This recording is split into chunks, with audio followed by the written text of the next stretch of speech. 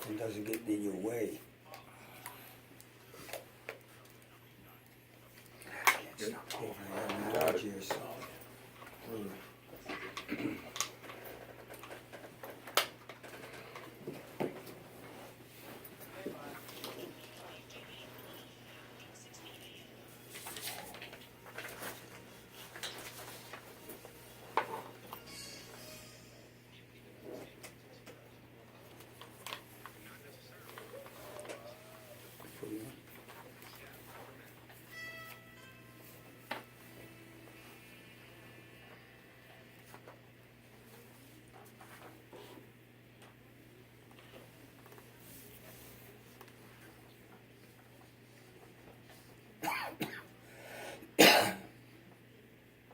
All right, good afternoon. This is David O. Thank you for joining me once again here at WWDB 860 AM for In the Know with David O. I am David O, and I am sitting here with some fantastic friends and guests. We're going to get into conversation about, well, the Philadelphia veterans community. I'm sitting here with the executive director, actually relatively new executive director of the Philadelphia Veterans Advisory Commission.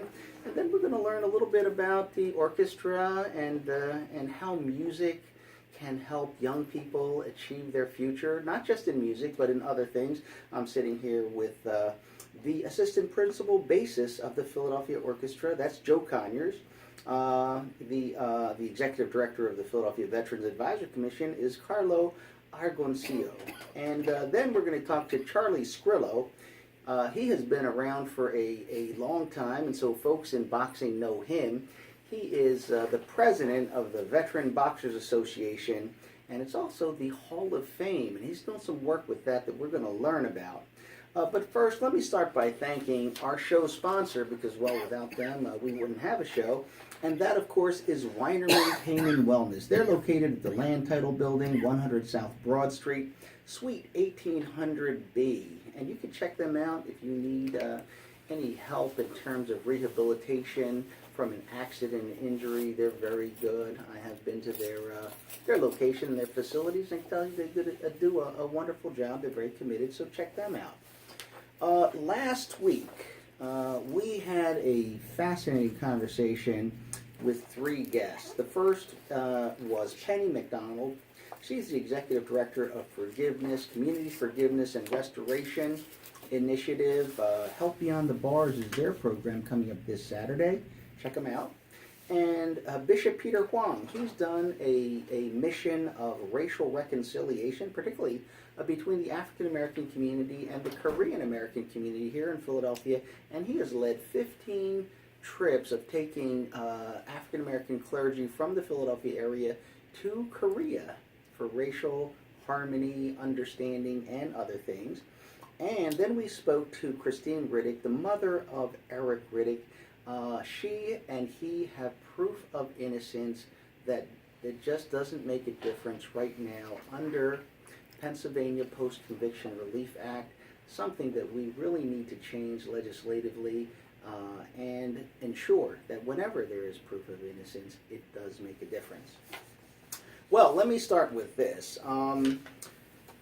Captain Carlo Aragoncillo is a captain in the U.S. Army Reserves. He has served active duty. Now he is in the reserves, and he has a command.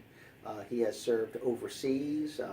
He is most recently Philadelphia's new executive director of the Philadelphia Veterans Advisory Commission, and he joins us today important part, to talk about something that's coming up pretty quick.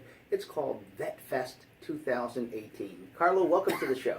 Hey, Captain, thank you for having me. I'm really excited to be here.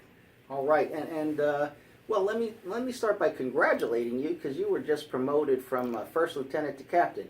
Yes, sir. I've been a long time coming. Had the orders ready, but just never made it happen. Made it happen this past weekend. So thanks. Okay, so listen, you got the railroad tracks, 2 bars. That's a special occasion, and so you are also the new executive director of the Philadelphia Veterans Advisory Commission. How is that working out for you? Oh, it's working. We're currently getting the word out there about the office and really rebranding, rebuilding, trying to bring to light what Philadelphia can bring. And it's not just the city of Philadelphia, but also the nonprofits and the corporate sponsors. And we're really trying to round this out and bring the entire veteran community together. And, Yeah, it's really all about appreciating, thanking those who served our nation in the military, and ensuring that what they earn, they get. Yep, that's correct. Yeah, and so what is it that you're bringing to the table? Would you say? I'm not saying in a boastful way, but you're the new guy. You've got this office. What are you trying to do with it, and why?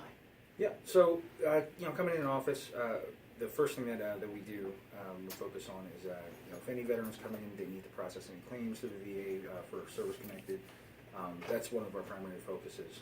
We also connect a lot of veterans with different resources through the city, so anything from education, employment opportunities, and also if there's any like utilities or financial assistance that need to be paid, we come through and working in partnership with the other organizations. But as far as what we're focusing on next, the roadmap for the future for veterans, working hand in hand with the council, city council, and working legislation on behalf of veterans, in partnership with the city council president and also the rest of the folks on the city council. Yeah, and one of the things that I like in our discussions that you have brought up is the fact that, yes, while we need to ensure that veterans receive the benefits that they have earned, it's also important to celebrate the capabilities and abilities of those who have served and how they contribute positively to our community. Something that is sometimes lost on folks, that veterans are a very successful group of people, having been trained, tested, and they offer so much to employers and to our communities. Yeah, and we discuss that all the time. With Vetfest, if you've seen any of the flyers that have been floating around, we've been making a big push over the past few weeks and months, and I'm excited to say that there's going to be a new billboard that's actually going to be put out in the coming weeks leading up to Vetfest. And what Vetfest is, it's on May 9th. It's a Wednesday from 11 a.m. to about 3 p.m. It's a resource fair for veterans. There might be a lot of people coming in and out of the city, folks who haven't come through City Hall. But what it does is it showcases and highlights everything that is available, literally a representation of what our office provides. So we're expecting to own around 50 veterans resources. Like I said, education, government, VA services. Live entertainment's going to be there, where we have Jerry Blavitt and also a few other guests that are going to be present. Heater with the heater, there you Jerry go. Blavitt. There you go. But we're also we're going to have some food and again much more. There's also one of our special sponsors, Humana. We connected with them. If you're not familiar, they do a lot for veterans, and there's also going to be a special pinning ceremony for Vietnam veterans. So if you're a Vietnam vet and you're out there, please show up. We want to honor you at the Vetfest. Now, this takes place at the municipal building, Municipal Services Building, which is 1401 JFK Boulevard. It's right across from City Hall. It's an outdoor event, and everyone is welcome, right? Yeah, everyone's welcome. Even if not a veteran, you want to come and show support. Like I said, we're just trying to tie this together and then bring the community together, veteran and all the supporters as well. Okay. So, in terms of who is participating in this, I see we have Sugar House Casino, Humana, as you talked about, Wawa. What are the other entities that are going to be there, providing resources and opportunities? Yeah, one of the I know there's 50. I'm not expecting Yeah. all 50, but give our listeners some sense of kind of the variety of what's going to be happening. Oh, I was going to take up all that airtime and read the list of 50. So, Yeah. But one of the ones that comes to mind, one of the organizations we work with a lot is Veterans Multi-Service Center, located right in South Philly. They do a lot with veterans. I mean, I'm talking about from across the board, helping process claims, to help out with the homelessness issues, and also provide like mental health behavior counseling. So, organizations like that, organizations like MAP, Military Assistance Project, who provide free legal services. I'm telling you, this whole thing runs the gamut. So please come. We want you to come here.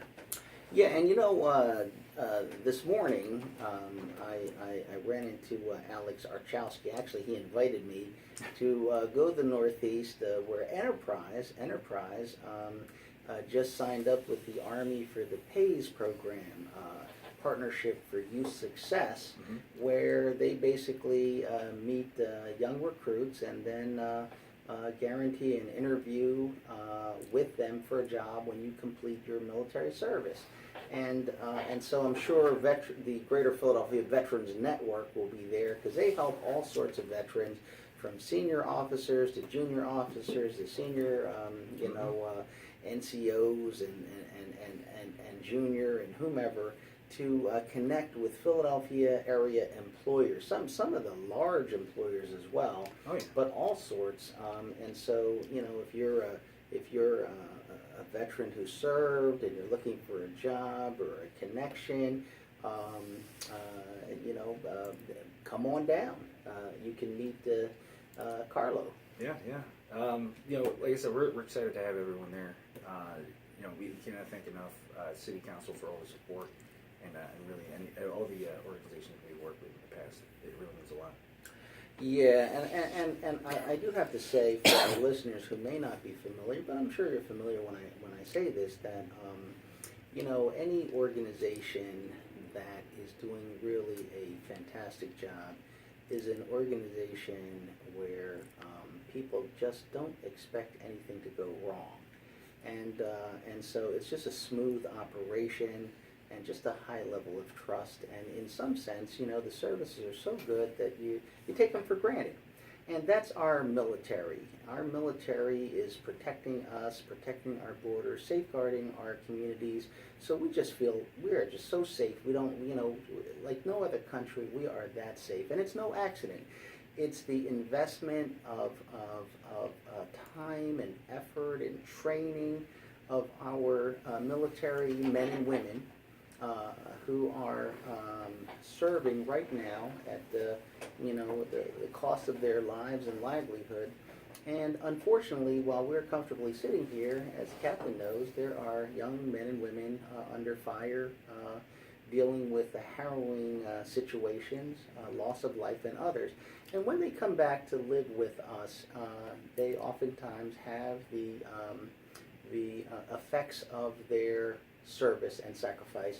And so as much as there's great capabilities that they bring to us from their military training and experience, they also have at times the scars of their service. And so this Vetfest will also provide avenues to medical, intellectual, emotional, and other types of services. Yeah, that's correct. We're expecting, representatives from the VA. We're going to be there. We even have organizations from, like Drexel, who are going to be providing, like you mentioned, those medical services. So, anything and everything. If you don't think, it's not for you, believe me, there's going to be something out there for you. So we'd love to have you. Okay, now I was just reading your bio, and so you were actually born in Japan because your father was serving in the U.S. Marine Corps. Yeah. So it's always a funny question when people ask, "Hey, where are you from?" And I can't answer that with a, "Hey, I'm from here." So to round it out, I'm born in Japan. My father was 21 years Marine Corps, retires at E7, gunnery sergeant, and from there. Actually moved over to Philadelphia, the Naval Yard, before they shut that down. But moved over to South Jersey, lived in South Jersey most of my life, and I just love Philadelphia, and I had to come back here. So, and now I'm loving everything that. So, was it a foregone conclusion you were going to enter the military? It's funny because I shared this with you already. I knocked on every door, and it wasn't even on the forefront of my mind during the military. I knocked on every door. I actually knocked on the Navy's door first. They said, we want an engineer. I'm not an engineer. I said, okay, knocked on the Marine Corps. They said, well, you got a year wait list. I was like, no, I have to go now. Air Force, they said, yeah, we'll take you. And then Army, I knocked on their door, and kid you not, they broke early for chow at about 11. So I had to run across the other side of town just to get to a recruiter. So, oh, goodness. Yeah. Oh, that's funny. And so you served active duty, and you continue to serve. Why do you continue to serve? I just feel like it's the right thing to do. You know, I have a social responsibility now, not just in the reserve with folks that I've worked with before, but you know, now I have the ability to give back in a greater capacity, and I just want to do the right thing. Okay. And what led you to apply for the job of executive director? You know, I was following you on Twitter. No. Is that what happened? No, I'm just joking. No, you know, I have to credit my wife, Carlo Aragoncillo. She really came through, and she was on a mailing list, and she said, "Hey, this might be something you want to do." You know, coming back from Iraq about 2 years ago, I was feeling a little lost, and you know, I felt like I needed to give back. So I have to credit her with a lot, So, yeah. And when you say give back to those who served, give back to the city of Philadelphia, give back to the community. Which way to give back? Oh my gosh, all of the above. Okay, you know, because it's interesting, because you figure a guy who just served would not be thinking, "Hey, I got to serve some more." Yeah. So what happened there? You know, just had to do the right thing. You know, before I left for overseas, I was doing project management, and you know, I liked it. Don't get me wrong. I was pretty decent at it, but you know, when you talk to a veteran, and you know, not only do you thank them for their service, but you also get to know who they are and what they're about. When you understand that full story, it goes a long way, and that really is, you know, that stuck with me. Yeah, well, that's great to hear. I mean, basically, you're now heading up our Veterans Advisory Commission, service to veterans, certainly putting energy and positive spirit into it. I remind everyone that, you know, Philadelphia has a veterans hiring tax credit. And you have to tell folks that if you're an employer, you can hire a veteran and take basically $5,000 off your business taxes for each year that you have a veteran working for you, up to 3 years. So you hire a veteran, that's $15,000 off your business taxes. And so, I mean, Philadelphia is a veteran-friendly city. We certainly want to be that. And with, you know, dynamic leadership with the Philadelphia Veterans Advisory Commission, we expect to continue to do that and ensure that those who served are served well here in the city of Philadelphia. Well, listen, thanks for joining us. Can you let people know how to get in touch with you if they're listening, they have a friend or family member who's a veteran? How do they get in touch with you? Yeah, sure thing. So, and thanks for that. You can reach us at 215-686-3256. If you call, you know, both my staff are there, Joyce and Wanda. They've been tremendous help as I'm cleaning up the office. You can also check out our new website. It's going to be released shortly. It's not live yet, but pt.1 You go there, it's going to have a slew of resources available to you. But we're at room 127 in City Hall. Okay, that's on the ground floor. The ground floor, basically, you go to City Hall, and it's kind of as you enter the courtyard and center area. Yep, it's the only one with the U.S. flag, so just look up. We'll be right there.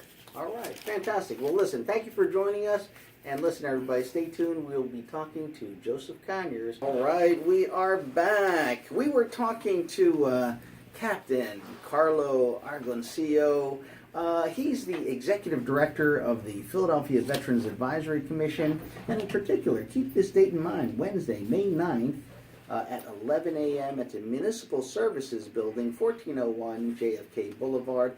It's going to be Vetfest 2018. If you are a veteran or you know a veteran who'd like to check out all the resources and programs and opportunities out there, come on by. It's outside, right across from City Hall. It's free. Be a lot of good stuff. Hey, Jerry Blavitt, God bless him. He comes out, you know, I don't know, at least a few years. I've seen him there, and, you know, he does that to help the veterans. So thanking Jerry Blavitt. And you know where Jerry Blavitt is. There'll be some good entertainment. But now, let me turn our attention to really just an amazing guy. I'm going to start with this. In 2007, Joseph Conyers was named one of 30 leaders 30 and under by Ebony Magazine. And for those who think classical music is boring, he's also a bodybuilder. I said, hey, what do musicians do for fun? Because, many of us do music for fun. But if you're a professional musician, he says, I do a little bodybuilding. Did you know he was like 2015 hot singles or something like that, And so, listen, this is no ordinary bass player. But he is assistant principal bassist at the Philadelphia Orchestra. He's been that since 2010. We're going to learn a little bit about what that is, because believe me, it is not easy to do. And in addition, he is very committed to youth education, and so he is the director of the famous Philadelphia All-City Orchestra, and he is the founder of a nonprofit called Project 440, which uses music as a tool to engage, educate, and inspire young musicians to become tomorrow's civic-minded and entrepreneurial leaders. He serves on the National Advisory Board of the Atlanta Music Project in Atlanta, Georgia, the Board of Directors of the American String Teachers Association, and the Board of Overseers for his alma mater, Curtis Institute of Music. Joe, welcome to the show. Thanks so much, David. It's good to be Wow. here. Well, listen, with all the stuff you're doing, how do you find time? I guess make a little time. The time management is a big thing. When I work with my kids through Project 440, we talk about how to manage your time so you can be most effective and efficient. Well, let's start with this. You've had a pretty amazing career. Curtis, what a difficult school to get into. But by the way, listen, folks, once you're in, you don't have to pay for anything. Thank goodness for that. But it's so hard to get in. But from Curtis, you went to some different orchestras and things like that, and then ended up as assistant principal bassist at the Philadelphia Orchestra. For folks who don't know what that is, we were just joking. I'm like, assistant principal bassist. Do you like carry the case there? Like, why don't you tell people what that entails? Sure. So we have what we call title chairs in the string part of the orchestra, and throughout the whole orchestra. For the strings, there are 3 title chairs. So it's the principal, which is, you can kind of think like the leader, the first leader, and then the associate principal is the second leader, and the assistant principal is the third leader. I happened to win that position in 2010 for that third position, and a lot of people may not realize that the positions are only open when people retire, because it's a tenured position. So it was the first opening in the orchestra in 15 years, and I was very lucky to Very grab competitive, that. no doubt. It is very competitive. Yeah. And being assistant means I'm always ready in case the principal is not there. Yes. Calls in sick. The show must always go on. So True. if there's a big solo, I have to practice it, even if the principal seems to be okay. But if there's an accident or something or whatever, heaven forbid, the show will go on and we'll be prepared to play. Okay, so now you've been the assistant principal bassist for about 8 years. Yes. Is that correct? Yes. And that's no real easy gig as it is. How are you keeping up with the pressures and the demands of being in the Philadelphia Orchestra? It's something you start when you're really young. I started preparing for being in the Philadelphia Orchestra when I started taking piano lessons when I was 5 years old. Okay. This isn't something I one day decided to play the bass and, that sounds like a good group. I'll just join the Philadelphia Orchestra. Right, No different from someone deciding when they're in their 20s, like, I love playing football. Let's give the Eagles a shot. Right. And see what that's like. So there is a long time of getting ready, Correct. getting disciplined, getting acclimated Correct. to this type of lifestyle. And being at a school like Curtis Yeah. is a conservatory, and that's all I basically did. I practice for hours and hours a day. We learn harmony, we learn counterpoint, we solfege, we're doing all kinds of dictation, we're learning how music works so that when it's time for us to be in a position to be in an orchestra, that we're fully prepared 100% from day one. Because when you join the Philadelphia Orchestra, it's not like, you're a newbie, so we're going to give you the easy treatment. In the summer, we do many programs on one rehearsal. Wow. So you have to be prepared and ready to go. One rehearsal, bam, show. And then, Yeah, and for folks who don't know, if you think about it, how many orchestras are there in the world? And world-class orchestras, there's not that many seats.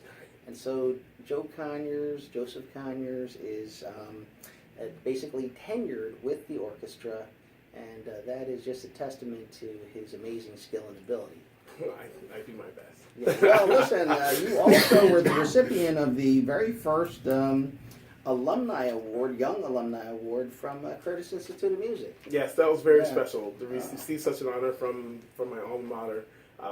I think they're just trying to recognize me for the work I do outside and off the stage, which I feel is just as important as the work I do on the stage, if not more important in a lot of ways. Well, let's start with some of that because you have really connected with young people. You have a passion for young people. Where did that come from? Oof, great question. I can think of two different things directly. One is my mom. She's a teacher.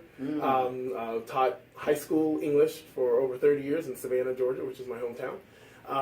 I also grew up very heavily in the Baptist church, and there was lots of service-oriented activities. We were always looking to serve, trying to bring youth into the community. So I think it's just something that's kind of in my bones. I think it's really, really important for the future of what we do in music. And I think most importantly, I think music is an unbelievable vehicle, tool that could be used to help them become whatever they want to be. It's just, we don't, let's say, study an instrument just because you want to play in the Philadelphia Orchestra, although that's great, and I love playing in the Philadelphia Orchestra. But we can use music as a tool to teach kids entrepreneurship and life skills, how to plan ahead, how to time management, as I said. And for me, that's very, very exciting because there are many young people that could use it. How did you come up with the idea of Project 440? And explain to our listeners what Project 440 is exactly. Sure. So I like to say, because it kind of confuses a lot of people think we're a normal music organization, but we are a music organization that doesn't teach music. We don't actually teach music. We don't teach kids how to play an instrument. We don't collect instruments. There are many institutions in Philadelphia that help students with those needs. As a matter of fact, Project 440 is part of a consortium in Philadelphia called PMA, Philadelphia Musical Arts for Youth. And how 440 stands out in that way is that we literally use music as a tool, developing an entire curriculum around using music as a tool for kids to become the best of themselves possible. Entrepreneurial leaders, learning soft skills, learning about colleges and the fact that even if they don't want to major in music, there are some colleges that will give scholarships just because they want to fill out an orchestra. So all the opportunities, it's kind of like seeing the world through the lens of music to find success. There's so many young people who are looking for it, and there's so many young people who are deserving.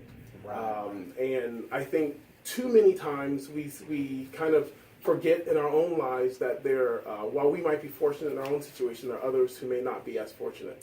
Give me an example. Let's say that there's the kid sitting on a basketball court somewhere in Philadelphia. Okay. You look at this kid, and what do you want to do with this kid through Project 440?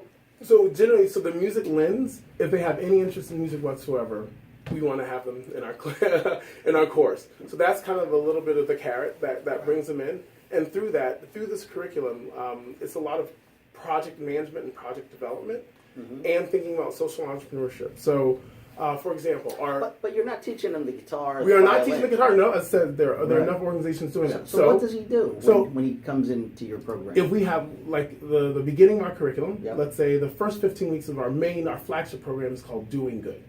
The first 15 weeks, that student will learn what entrepreneurship is, how to look at their community and assess the needs of that community and how they can help, how to put a project and program together, looking outside and doing their own research on projects and programs that can inspire them to do something that they may not have even imagined. That's the first 15 weeks. The second 15 weeks is implementation. We actually provide seed money for the young people to present these projects in their community. And we're doing it in our first year right now, and the projects that the kids are coming up with are really, really incredible. And these are student-run, student-led projects. That's the leadership component that comes with our work. So where does music fit in? Oh, yeah. Well, that's right. So music is the lens. So, for example, in the social entrepreneurship area, a lot of the kids use music. There's one of our students is starting, they thought practicing was really, really boring. So how can they get kids excited about practicing their instrument? So what they do is they developed a program, developed a project to get kids actually excited about music. How can you teach musical elements, theory to kids who may not really know the next step in music. I mean, a lot of people listen to it, but what are the next thing? We have one of our students is actually doing like kind of an informational arts fair, and this is even outside of music, so it's inclusive of music, but they're trying to get other young people, letting them know about the opportunities and the great organizations that exist in Philadelphia that can help through the arts. Music is literally it's kind of like the calling card. It's the lens, but we don't use it as a. Now we do. I will say some of our students do actually play. One of the ensembles actually is a high school led, student led orchestra, and which means conductor and players for kids in the community, and that makes me excited because kids are kind of developing their own agency and saying like we play in all these wonderful ensembles in town, but what would this look like if we were to run it? In that process, they learn all these executive and management skills. Does that make sense? It does. Yeah. It does. Yeah.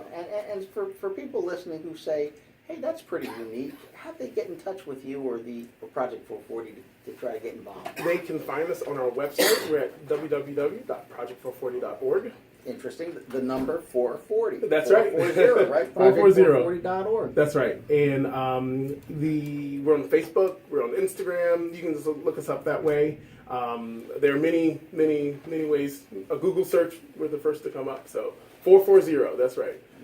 Okay. Well, listen. Let's move on because you have taken on yet another, endeavor.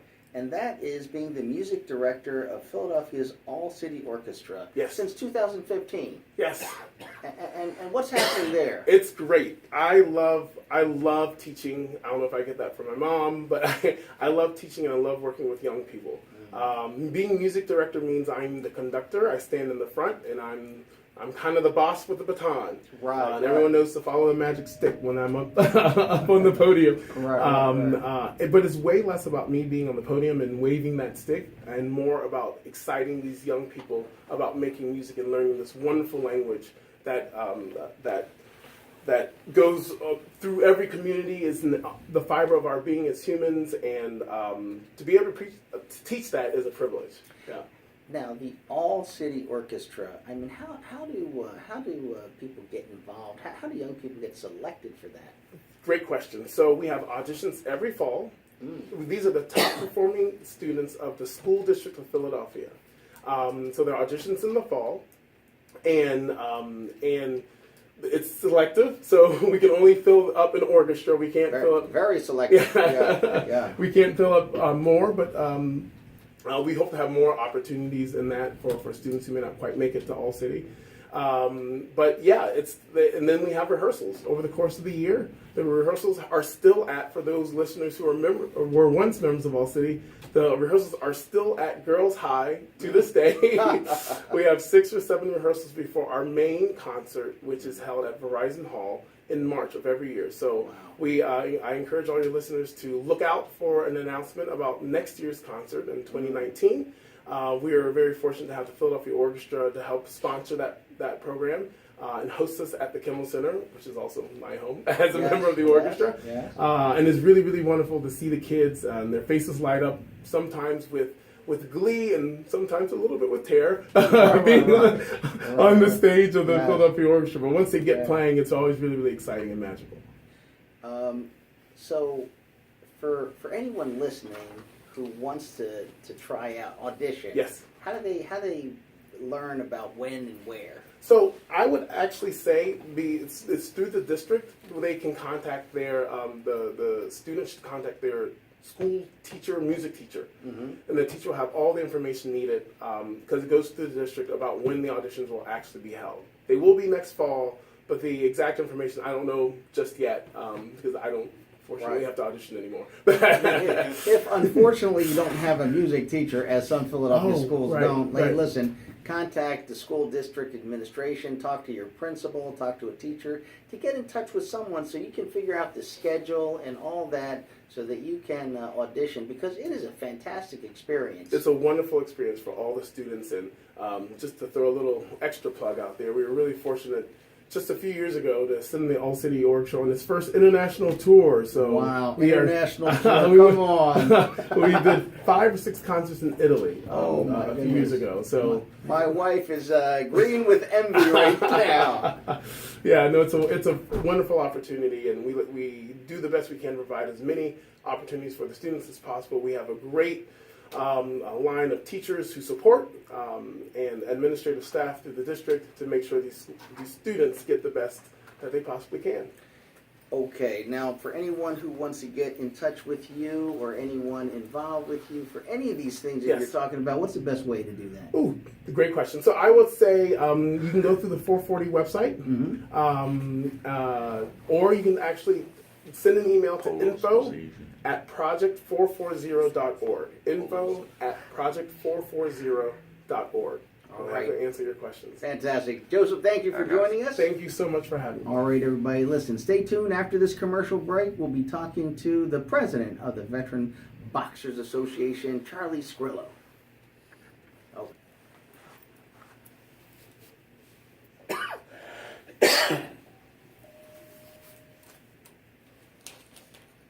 All right, we are back. We're joined by Charlie Sgrillo. He's president of the Veteran Boxers Association.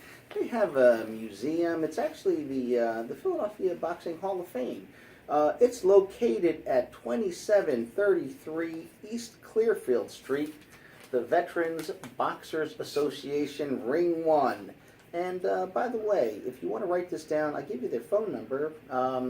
It is 215-634-1203. Now, for those who know the name Charlie Sgrillo, he's also over there coaching boxing at Harrogate Boxing Club.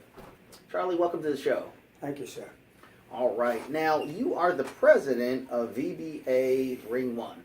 Yes, I am, and I love it. All right. And, I am so thrilled to be the president. I tell them guys all the time, I love being the president of the VBA. And before I quit, I want to see this place moving. Now, tell our listeners, what is the VBA, Veteran Boxers Association? Well, the Veteran Boxing Association basically started in 1935, and what it was for is for fighters to get together and, you know, talk, discuss, and see what's going on with each other and keep tabs of each other. It's unity. Unity. Okay. And ultimately, you have in addition to basically a social aspect of boxers getting together, you collect photographs and posters, and basically it's quite a building to go to because you see a lot of history there. Yes, you do. And again, we always ask people if they have any pictures at home that of their fathers or grandfathers. We ask them to send them to the VBA Ring 1. I've had people donate books on all fighters. We have people even giving us on a continuing basis boxing books to keep us up to date with everything. Other kinds of memorabilia and things like that. Because right now, one of the things you're doing is you're really kind of beefing up that Hall of Fame. Yeah. What is occurring here is that our upstairs we had refurbished and everything, and we're in the process now putting plaques up of each person who's in the Hall of Fame. And what we're telling people also is that they can sponsor any fighter they would like if he's in the Hall of Fame. A non-champion is $50 and the champion is $100. Your name will always be on there forever. Check it out. You can sponsor some of the greatest fighters in Philadelphia history for $100. Can you believe that? I'm gonna jump on that right away because you know you have Smoking Joe Frazier. We just did the street naming. Yes, we did, and I think he's already taken. Oh, see that? See, look, $100. Boy, you better jump on this. And I already got Rocky Marciano. Look, Rocky Marciano. But listen, it's a great opportunity to do something nice for the Boxing Hall of Fame, and you know your little contribution. You know, put your name right there. It's, how do people get in touch with you? Again, I'll give you the phone number. It's 215-634-1203 to get in touch with Charlie Sgrillo, president of the Veteran Boxers Association. And they also can call me on that 267-237-0746 number also. Okay, fantastic. And so if you have some, like a championship belt, title belt, posters, photographs, you can donate it to Charlie Sgrillo and the VBA Ring 1. Absolutely, and we'll put it out so everybody can see it. We'll make sure it doesn't get walking. Yes, yeah, you know what that means, get walking, it'll be secured. Nobody's going to break the thumb off of that thing. But, I really think it's going to turn out beautiful. Okay. And again, like I said, we put a lot of time and effort. I've had a couple guys, Rob, Mark, and Joe Devon. They've been helping me all along. Without them three guys, I've never accomplished as much as I've done. How many photographs of fighters do you have right now kind of framed in the VBA? I tell you, it's got to be over a couple thousand. Wow, see that? I mean, Wow. we have History, 2 rooms. Yeah. We have 2 rooms, and like I said, we had the whole wall filled. This wall's filled. And I always lead people when they come in to show them the best picture on the wall. I heard it's a lightweight welterweight named Charlie Sgrillo. Absolutely. What the heck? Yeah. And you know what I get paid for? To be president of the VPA? I think it begins with a 0. No? No, I get 1 drink. One I drink. come in, I get Oh one my drink. goodness! That's They got that's to my scale back. That's my pay. And you have some interesting events like tomorrow, right? Tomorrow you're having a candidates night there. Yes, we are, and that is for Vice President Freddie Druden put it together, and I thank him for that. And I think it'll help us as the club to get more business, but also it gives the people in the neighborhood an opportunity to come in. Yeah, chance to see who's running for elected office. Which is very important. Very important, but it's going to be held right there. It's free, open to everybody. No charge. Drinks aren't free, but No. but everything else is free. So again, it's 2733 East Clearfield Street, and all of this stuff actually goes to helping the museum, the Hall of Fame, the location to improve its condition and offer more interesting history to tourists and folks, and to remember and appreciate those who have, kind of excelled in the sport and art of boxing. Well, I'll tell you what I like to do is what they used to do years ago, and that was when fighters were down and out, they would help them. Now, we still do it, but not in the mannerism that we used to do it. And that's why I would love to see this place take off, make money so we can contribute to people that really need it. Yeah, for those who may not be familiar, fighters would fight. They train hard, they'd fight, but they didn't have insurance, they didn't have medical. If they got hurt, they were kind of on their own. And so boxers got together to take care of each other.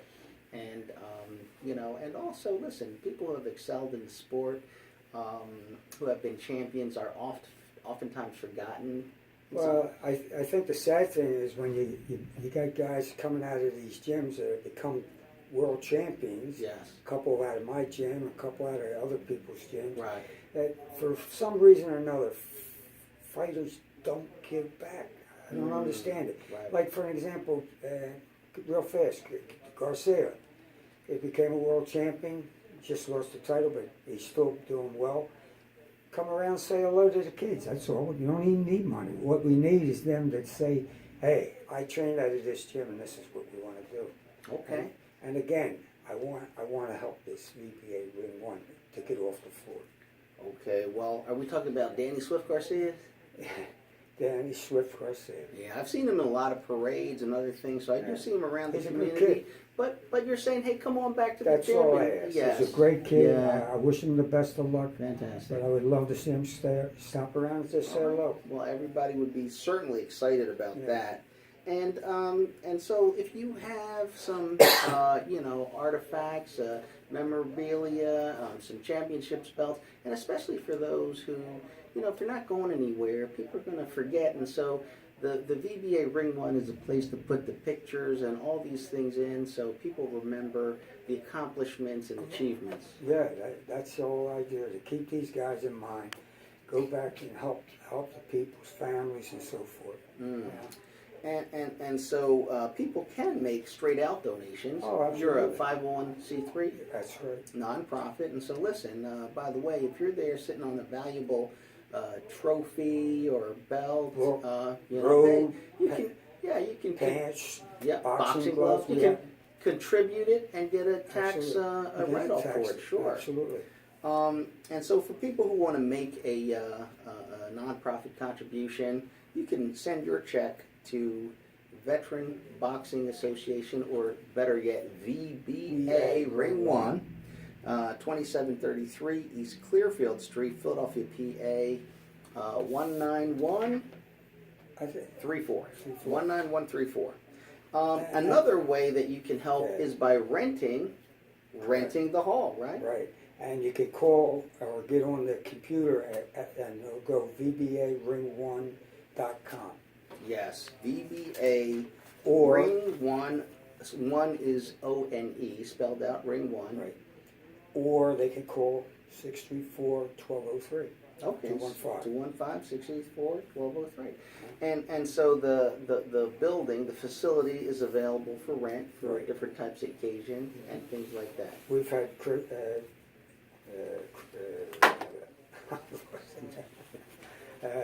we had small weddings, we've had communion parties, birthday parties, you know, stuff like that. And Yeah. people love it. And we're reasonable, very reasonable. Okay, well listen, when he says reasonable, very reasonable, I think you get a good price. Yeah. Okay, fantastic. Well, I've been there for a couple events. Great location. Yeah. And I want to thank you for allowing me to come on there. Oh, hey, listen, I it really is my appreciate it. pleasure. You're doing a lot of good work. Now, on top of that, you really do a lot of, you know, a lot for the kids, and particularly at Harrogate Boxing Club. How's that going? Well, we've had a little trouble, and we got over it, and Okay. we're moving along now. I got 4 young men who are going to be turning professional. I'm getting in the professional ranks now. Oh, is that right? I'm Okay. looking forward to it, and I have 4 kids I really think can do well in the boxing business. Okay. Okay.